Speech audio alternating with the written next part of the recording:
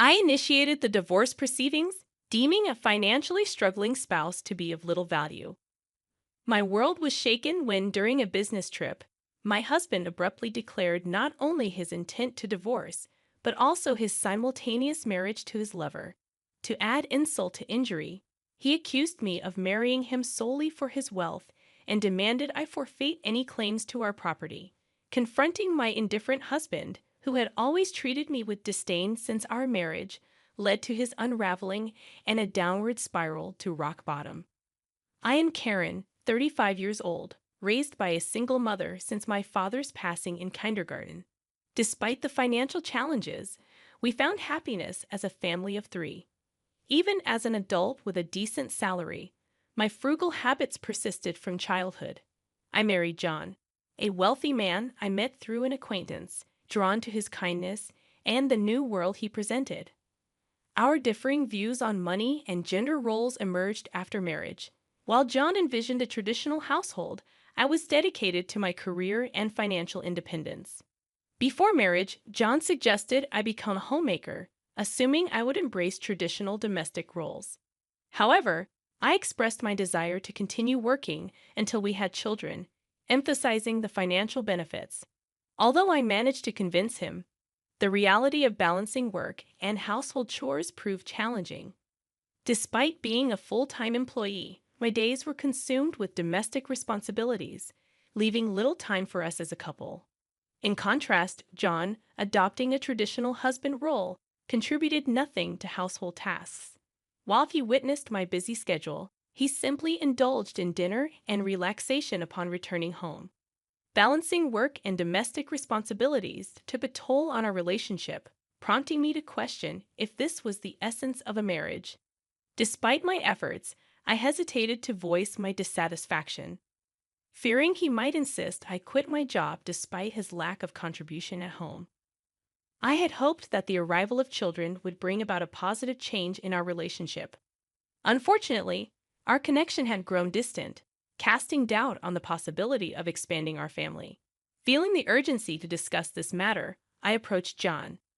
"Hey, we should start considering having kids, right?" "Ha, kids? You're quite energetic, considering you're tired from work and chores." "It's not about that. I want to have children. We haven't been married that long, but I'm already over 30. Women have a limited time to have children, and it's getting harder for me to conceive as I get older. It's almost too late. But we don't need kids. If we have one, you'll expect me to help, right? You know I'm busy with work, and I won't help with child rearing." Declaring you won't help with child rearing even before they're born is strange, isn't it? I plan to raise them alone, but shouldn't you at least have the intention to help? It's your child too. Child rearing is your job. I'm working to support the family, so I definitely won't help with the kids. You'll just complain that I don't help, making me the bad guy. You must have been indoctrinated with poverty and lots of kids since birth. We're not poor. We don't need kids. End of discussion. John abruptly ended the conversation, retreating to his room. Alone in the living room, tears overwhelmed me. My desire for children was not only rejected, but my upbringing was also mocked. Following this incident, our relationship deteriorated rapidly. Communication became scarce, and the possibility of having children seemed more distant. As I continued to juggle work and home responsibilities, taking on significant projects at work, I found myself increasingly distant from John. One day, when informing him about an upcoming business trip, his unexpected kindness surprised me. He wished me well and hinted at a big surprise upon my return. Despite having given up on him, his smile shook my resolve. However, my faint hope was shattered upon returning home. The front door wouldn't open, and John revealed the first surprise. He had changed the locks. The second surprise was the announcement of our divorce. He claimed to have forged my signature and submitted the papers with a friend as a witness. Inside, he presented a document for me to sign, waiving my rights to property division. Protesting the false accusations, I insisted on a mutual renunciation of property rights, intending to make it a public document. John, stubbornly retorting, redid the document on his computer, initiating a tense exchange. As I left the house, he continued to scorn me for being poor, even contemplating discarding my belongings. A few days later, John, in a state of panic, called me, wondering what I had done. What do you mean I haven't done anything?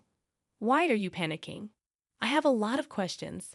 First, I was told to leave the apartment. Oh, you were still living there. That's not allowed. It's a new month.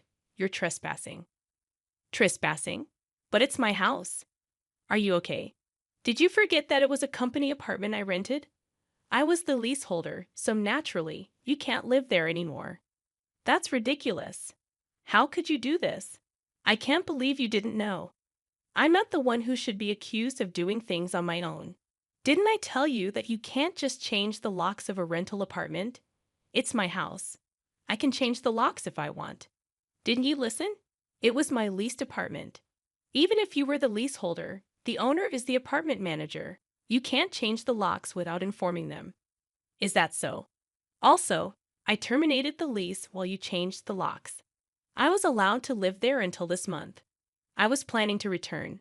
But now you've unlawfully altered someone else's property, which could be criminal damage. Wait, why did you terminate it so early?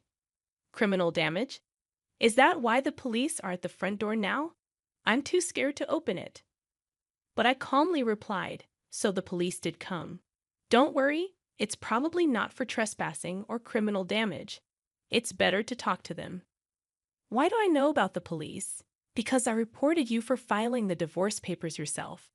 It seems like you've committed crimes like forgery and fraudulent use of a private document.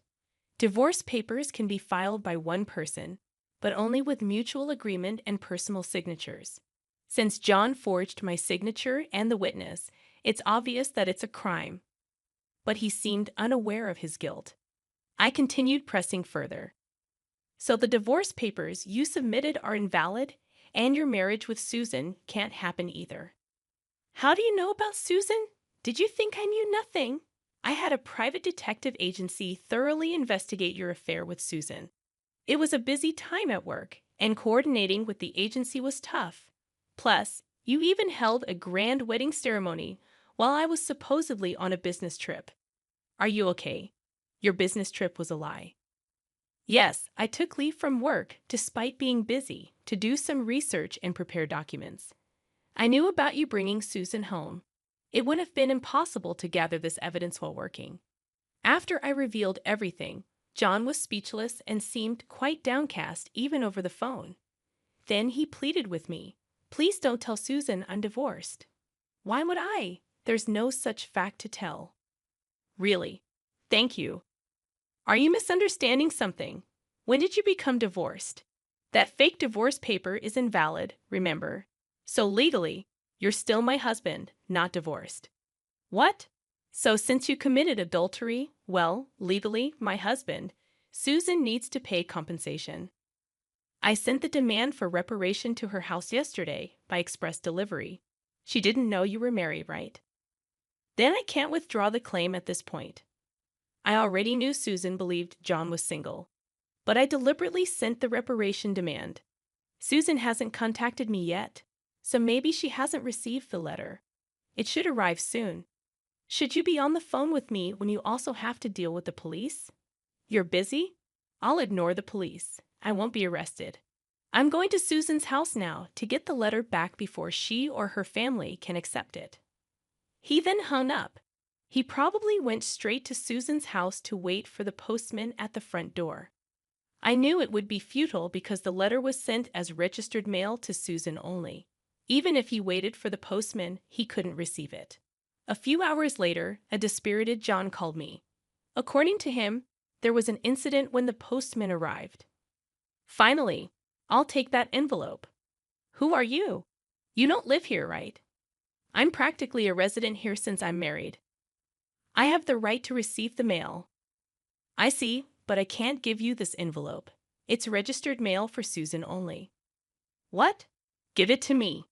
Absolutely not. If you're so eager, ask Susan for permission. What's going on here? Oh, John, what's all this noise? What's happening? Ah, Susan, this is registered mail for you. This man insisted on taking it. Sorry for the disturbance. Now I'll be on my way. What's this? A demand for reparation. John, you are married. What's going on here? Sorry, it's just, she's an ex-wife from a long time ago. I was embarrassed to say I'm divorced. I'm sorry for keeping it secret. But it's strange, isn't it? We haven't been dating long, and a demand for reparation? If you were divorced before we started dating, there shouldn't be any problem, right? Well, my ex-wife is crazy. Maybe she's demanding reparation out of spite because I got married. That was the excuse he gave, but such a lie was quickly exposed. The envelope included a letter I wrote along with my contact information, so Susan called me directly.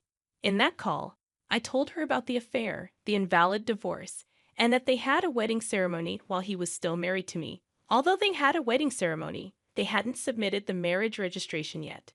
John wanted to submit it on April Fool's Day, so it was still pending.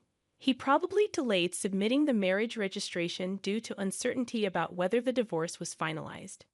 After being exposed, John fled from Susan's house and shamelessly contacted me again. I still had something to tell him, so we agreed to meet at a nearby cafe. As soon as I arrived, John said, "Karen, please withdraw the reparation claim.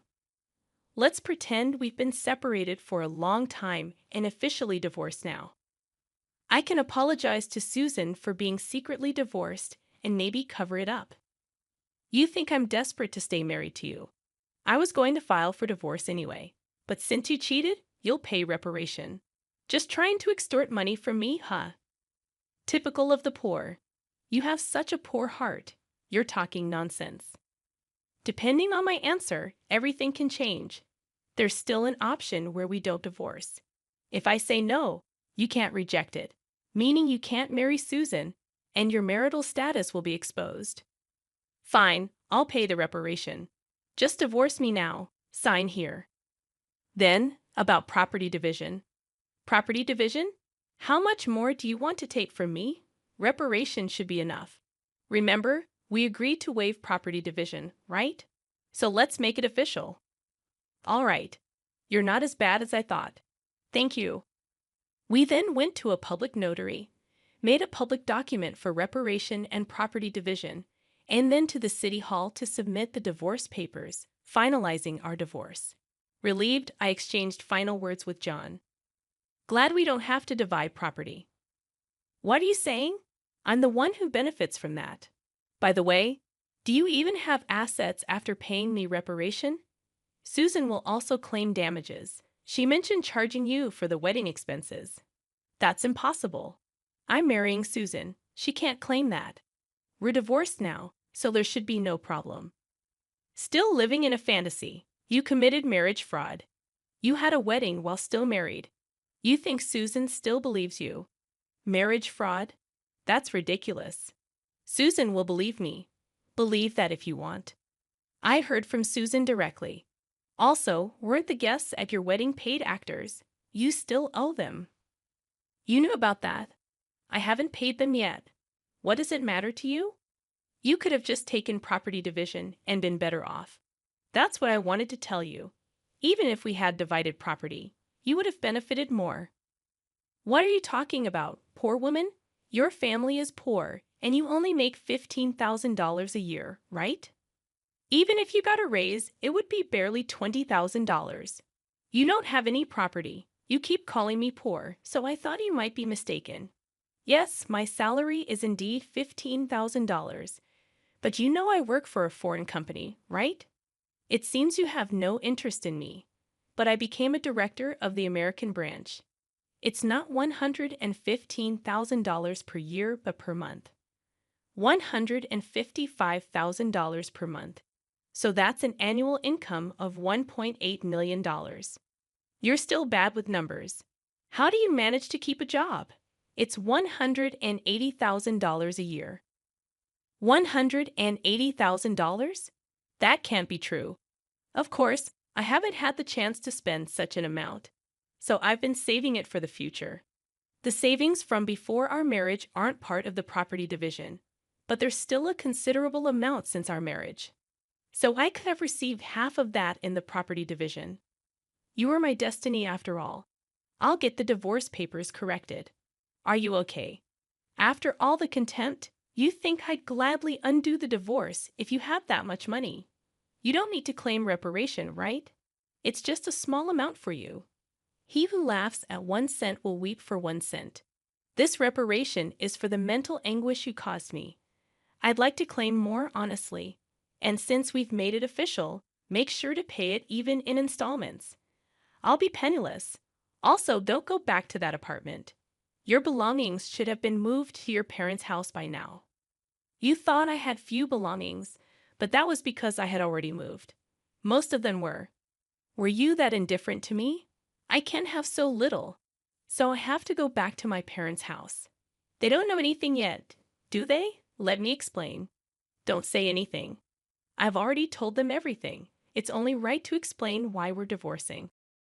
Oh, and your father said, don't ever step over our threshold again, so I have nowhere to go. He collapsed, and I left the cafe. Later, I heard he caused trouble at the police station. Despite my advice, he went back to the apartment. He sat there aimlessly in the empty apartment until the manager called the police, and he was taken away. I'm not sure if it was for obstructing public duties, trespassing, or for the falsified divorce papers. Eventually, his parents took responsibility for him. After talking with me and learning about Susan, they decided that apologizing and paying damages to Susan's family came first. They went to Susan's house to apologize, kneeling in front of her family. They settled everything without pressing charges for marriage fraud, even paying for the wedding expenses. I had expected them to sue, so it was disappointing they didn't. So, I decided to pursue legal action against him for forging the divorce papers. John offered a settlement, but I didn't withdraw the lawsuit. I didn't want him to think everything could be solved with money. I wanted him to be convicted and understand the gravity of his actions, even if it cost time and money. I left everything to my lawyer, so it wasn't too burdensome for me. Even though it took time, John, exposed for his actions and the marriage fraud at his company, couldn't stay there anymore. After being detained by the police and subsequently absent without leave, he was eventually fired. He ended up living at his parents' home, working all day at a relative's construction company. His father took all his earnings, leaving him with no income. I thought his parents wouldn't abandon him, but they were stricter than I expected. They paid my reparation and Susan's compensation, planning to make him work like a horse until he repaid everything. He lived in a shed-like place with no electricity, receiving only $5 per day for food, deducted from his salary. They plan to disown and kick him out once he's repaid everything. A harsh fate after years of hard work. I was offered a position at the head office abroad, so I moved overseas after the divorce was finalized. I worried John might come to me for help or harbor resentment, but moving abroad alleviated those concerns. I thought work would be my partner for a while, but soon I found a new relationship. I'm now dating a foreign executive at our head office, and I'm pregnant with plans to marry soon. I told him everything about my past and my ex-husband, and he's understanding. I'll take maternity leave and plan to return to work later, supported by him. He's enthusiastic about taking paternity leave and co-parenting, showing a different cultural perspective. After being tormented by my ex-husband, I finally feel I'm grasping true happiness and confidence in building the happy family I'd always dreamed of. Many suffer due to selfish spouses, and while divorce isn't always the right choice, enduring silence isn't a virtue. It's important to know that honest discussions can lead to resolutions, and sometimes divorce is a necessary option.